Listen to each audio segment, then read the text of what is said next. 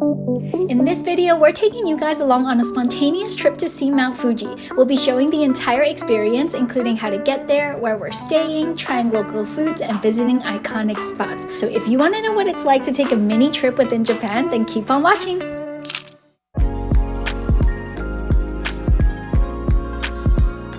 We are about to head out to Shinjuku because there's a bus station there where our highway bus is going to depart from to go to the Fuji area. We're packing pretty light. It's just a one-night trip, so I've got my tote bag and Jeff has his backpack. Somehow we both decided to wear blue on the inside and like a khaki beige looking jacket on the outside, but this was not planned. We got our bus tickets online, but you can also purchase them in person at the kiosk. Either way, definitely do it at least a week in advance if you can because the seats fill up. So we're at the Shinjuku Expressway bus terminal, and this is the largest one in Japan. These buses are an easy and affordable way to travel within the country. There's overnight bus options as well that can take you to places that are a bit further away. Our ride to Lake Kawaguchiko today is just going to be around 2 hours. I haven't had anything to drink all morning and my throat feels super dry, so I'm going to get something warm to like soothe my throat. Heads up, there's just one konbini in this entire terminal, so the line gets pretty long, but good thing it moves fast. And here you can get hot or cold foods and drinks. There's also lots of snack options to prepare you for the journey ahead. We just bought a couple of sandwiches and hot teas before heading to the boarding gate. So there's a quick ticket check before boarding. Seat number 6C6D. Okay. The layout inside is pretty much like a tour bus, and at every seat there is a fold-down table with a very tiny cup holder and also a power outlet for you to charge your devices. As expected, the bus departed right on time, so we settled in with our drinks and sandwiches and just enjoyed the ride.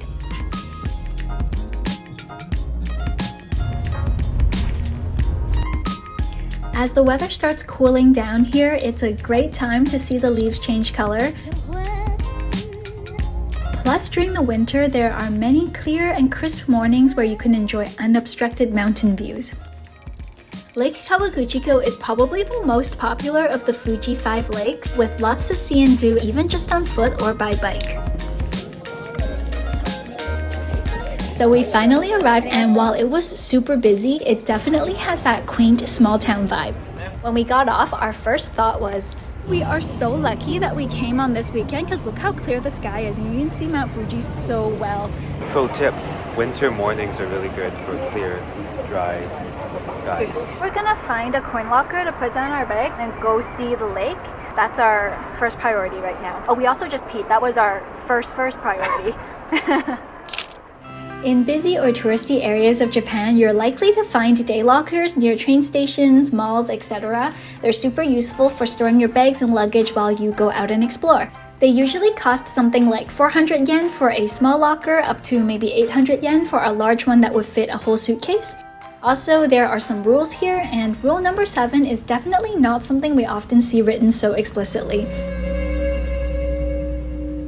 I have to show you guys something. There's this like Instagram famous Lawson Konbini, and it's famous because Mount Fuji is like huge right behind it.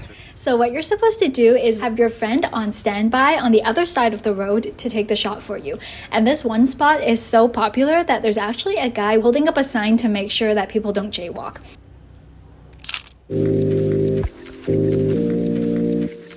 It's about a 15-minute walk to get to the lake, and it's interesting to see that the convenience stores here have to conform to a very natural color palette so that it doesn't ruin the peaceful vibes. In the daytime, when the sun is shining bright, it's actually harder to see the mountain, so we plan to get up really early tomorrow and catch the best morning views. But even now, it still feels really refreshing to walk along the water and just get some fresh air. For lunch, we knew we wanted to try hoto noodles, which is a famous local dish here in Yamanashi Prefecture. Now, this is not the only restaurant in the area that has it, but this restaurant is quite well known here. We also like that it's in a traditional style building with a large tatami dining area for guests. With tatami seating, be sure to take off your shoes first, but not your socks, then have a seat on a sabuton, which is a floor cushion. This restaurant specializes in hoto noodles and a few other side dish options. Oh yeah, pickled veggies are a good thing to go with it. Okay. And innards, these are the classic ones. They've also got horse sashimi here, but we didn't order that. 2と、あ、1つ。漬物。はい、2つ。ありがとうございます。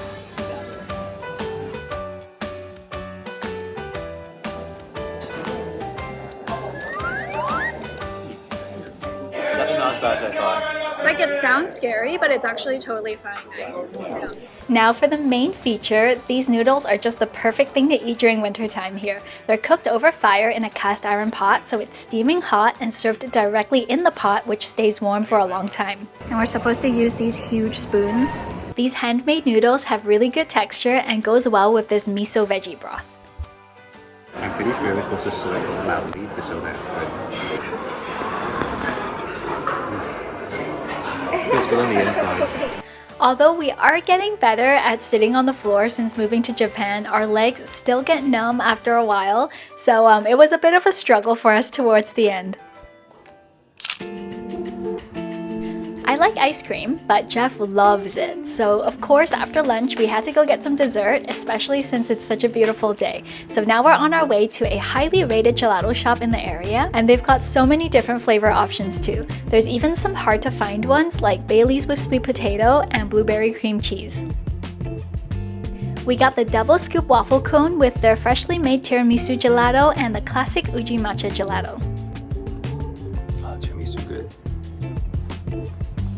This was the perfect treat to have while enjoying the view of Mount Fuji on such a beautiful day.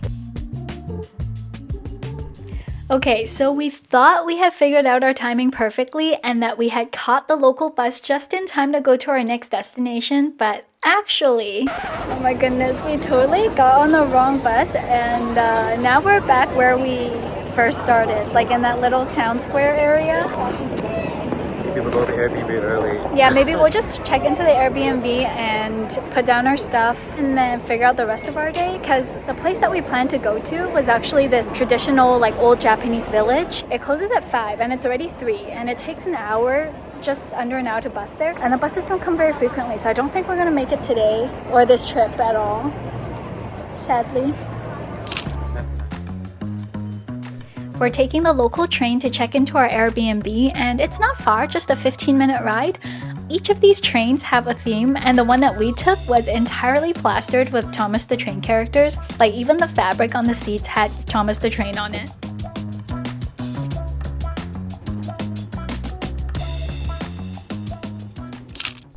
We would have loved to stay at one of the accommodations by Lake Kawaguchiko, but we had some Airbnb credits that were expiring this month, so we ended up booking this house.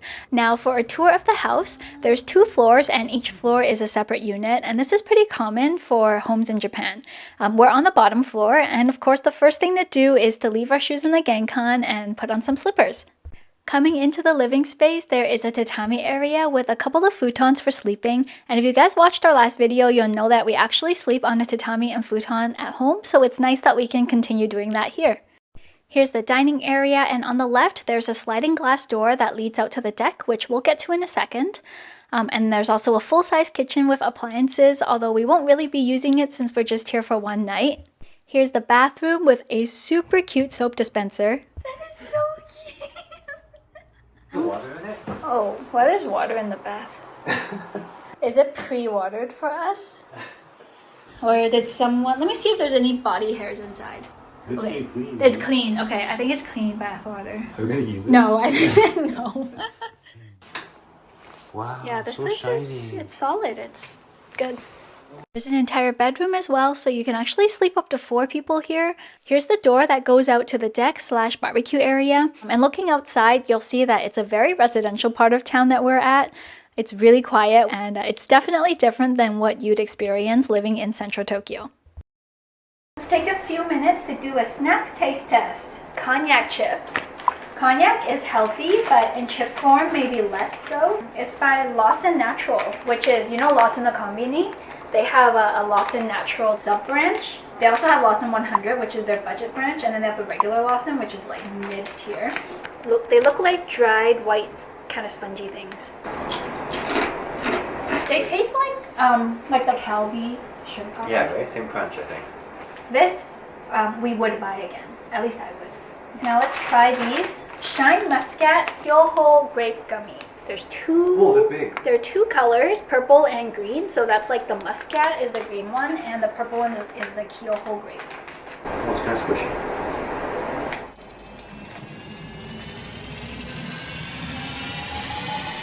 Kind of really chewy, like hard to chew. No, I like that though, because when gummies are too easily chewed, I feel like it doesn't last as long. Can you tell the difference between them? No, not really. The sun sets pretty early during the winter here, so we wanted to fit in a quick bike ride into our day. These bikes came with the Airbnb rental, but there's also some bike rental shops in the area. If you do rent bikes though, definitely consider getting the electric ones or at least one with gears, because these ones that we have here are single gear with tiny wheels and it's actually kind of exhausting to use. We made it to the entrance of Arakura Sengen Park, which is one of the must-see spots in this area.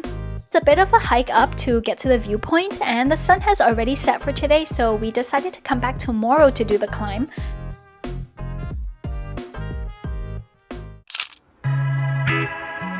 As we searched for a place to grab dinner, we walked through Shimoyoshida Honcho Street. It's another popular spot for photos, especially during the daytime because you can see Mount Fuji at the end of the road. We decided on this cozy family-run restaurant, and they are super friendly here. You know, after a long day, it just feels so good to sit down and have a laid-back, easy dining experience. おすすめは焼き鳥？フライドチキンの方が多い。フライドチキンととんかつ。はい。ワン。はい。オッケー。ありがとうございます。はい。Okay, let's eat the hot thing. And then sashimi can eat anytime. Okay, that's good. Look at how juicy it is. You guys have to add this restaurant to your list if you're gonna visit this area. Get the fried chicken specifically. 唐揚げは一番唐揚げ。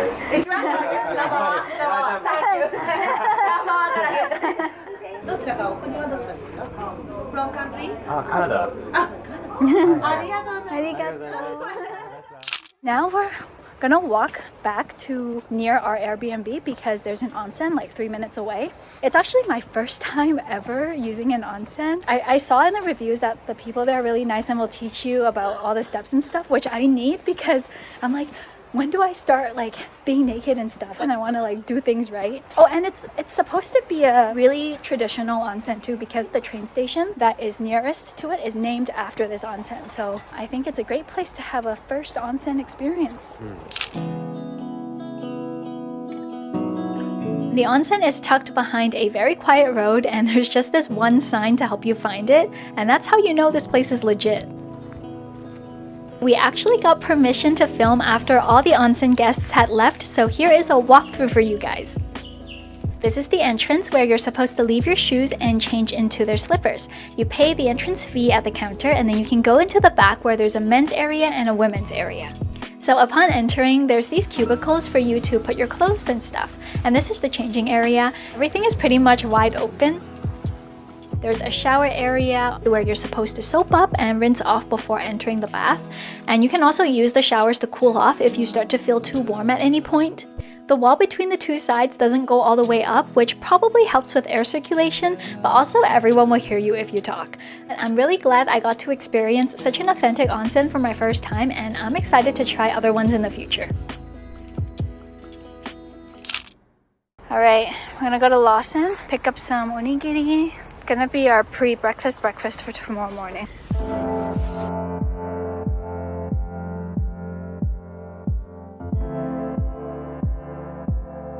When we got back to our Airbnb, we could not wait to get a good night's sleep. So we brushed up, laid out the futons, and fell asleep in no time. Good morning! So we wanted to get up super early and take photos with fewer people around, but honestly, we were so tired from yesterday that we did not get out of bed until closer to 7 a.m. We quickly got ready, ate our onigiri as a pre-breakfast, and biked out to Arakura Sengen Park again, which we were at last night, but it was too dark for the view we wanted to see. So we went again this morning, and the hike up to the viewpoint didn't take long, although it was quite steep with a lot of steps. My thighs are burning.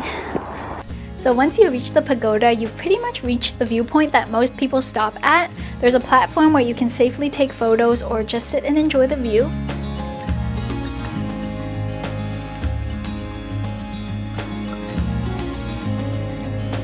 we decided to hike up a bit further, and it was such a good decision because there was nobody there and you get a perfect view of Mount Fuji without anyone or anything in the way.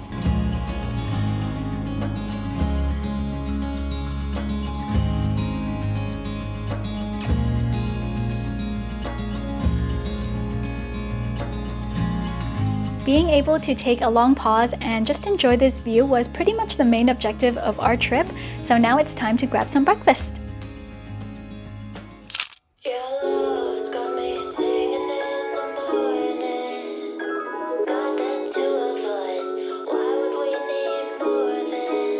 We're gonna try this little breakfast spot that is just steps away from Mount Fuji train station. They use local ingredients, which is what prompted us to go there.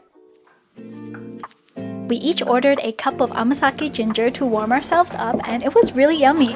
For food, I ordered the Fujiyama egg rice set, and the way that they made it Fuji themed is by topping the rice with this throcked up egg white, which I guess is supposed to resemble Mount Fuji. One thing that really stood out was this sakurayu tea, prepared by pouring hot water over a pickled sakura flower. Jeff got the stone-baked egg rice, and we finished off with a Mount Fuji onigiri just because it's cute.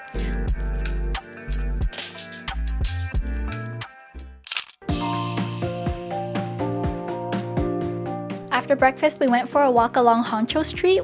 Visually, it's super neat that this street was designed to be one long straight road leading towards Mount Fuji. We checked out this vintage shop, and we were so happy to see that in the corner they were selling a little stash of Japanese washi tape, and I managed to find their one and only roll of Mount Fuji themed tape, so obviously we had to buy it as our souvenir.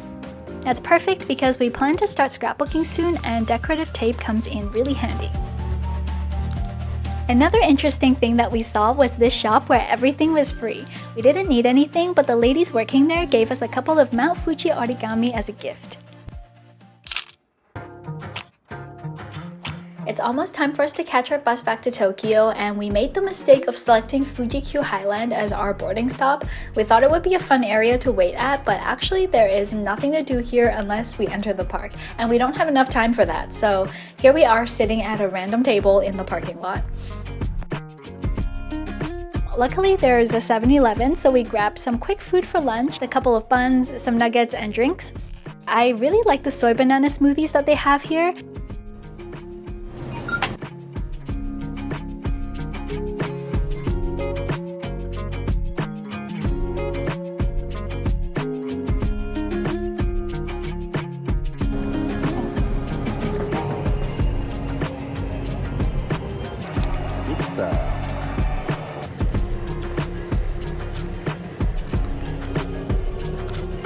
The bus that came to pick us up was Naruto and Boruto themed, which was a surprise, but also kind of not, because this is Japan, so of course there would be an anime themed bus, right?